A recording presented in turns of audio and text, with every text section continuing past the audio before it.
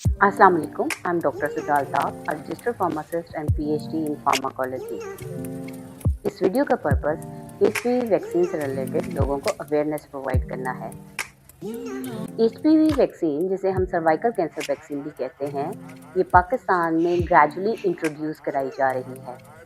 इसका पर्पस हमारी बच्चियों को, हमारी बेटियों को सर्वाइकल कैंसर से महफूज करना है।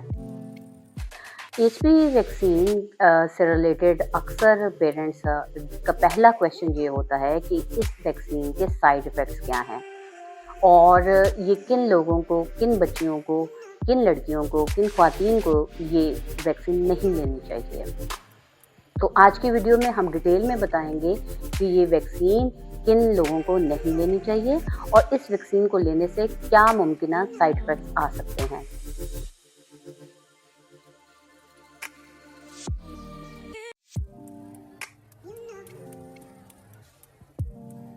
एचपीवी वैक्सीन की शॉट्स के साइड इफ़ेक्ट्स कॉमनली मोर और लेस दूसरी वैक्सीन के शॉट से मिलते जुलते होते हैं।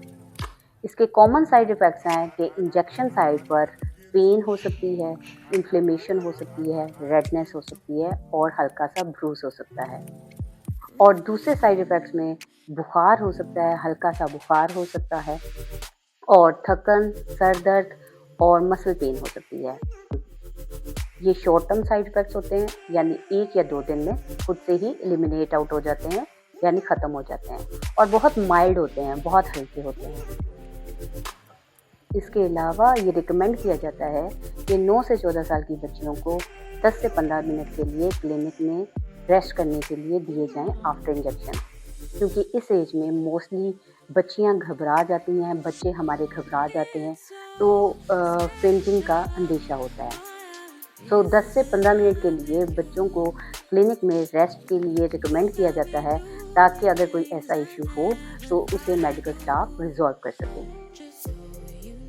अब हम बात करते हैं सम रेयर साइड इफ़ेक्ट्स, जो कि क्या हैं। उनमें कुछ लोग like you can say negligible percentage of people can have allergic reaction, anaphylactic reaction। तो उस केस में क्या है कि जिन वैक्सीनेशन सेंटर्स में, जिन क्लिनिक्स में वैक्सीन की फैसिलिटी दी जाती है, वहाँ पर इमरजेंसी के लिए मेडिकल स्टाफ रेडी होता है। वहाँ पर इमरजेंसी सिचुएशन के लिए मेडिकल स्टाफ ऑलरेडी रेडी होता है और in most of the cases ये allergic reaction medical staff easily और मैनेजेबल तरीके से कंट्रोल कर लेता है। इसके अलावा रेयर साइड इफ़ेक्ट्स में बुखार हल्का होने की बजाय तेज़ बुखार भी हो सकता है, जो कि मैनेजेबल होता है और वो भी 1 से 2 दिन में ट्रीट किया जा सकता है, ठीक हो सकता है। एचपीवी वैक्सीन की शॉट के बाद बुखार होना एक अच्छी बात है, क्योंकि इसका मतलब ये है कि आपकी बॉडी उस वैक्सीन शॉट के अगेंस्ट रिस्पॉन्स दे रही है और अपने आप को रेडी कर रही है एचपीवी के इन्फेक्शन से बचाने के लिए।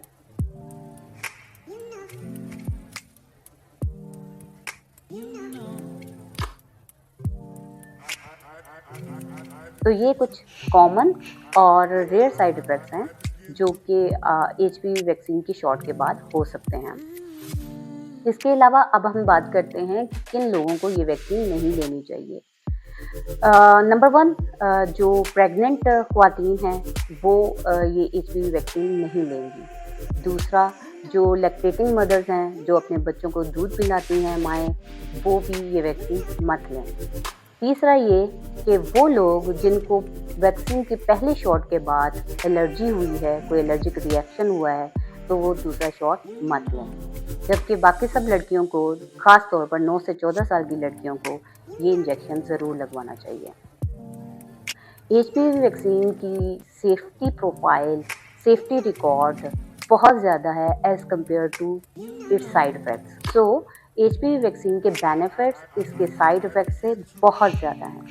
ये आपकी बच्चियों को, ये आपकी बेटियों को सर्वाइकल कैंसर से महफूज करता है। लिहाजा तमाम पेरेंट्स को चाहिए कि अपनी बच्चियों को, अपनी बेटियों को, ख़ास तौर पर 9 से 14 साल की बच्चियों को ये वैक्सीन ज़रूर लगवाएं, उनके फ्यूचर को महफूज करें उनको हेल्दी बनाएं और उनको एम्पावर करें, ताकि पाकिस्तान की बेटियां एक इंतहाई मुहलिक बीमारी से, सर्वाइकल कैंसर से महफूज हो जाएं।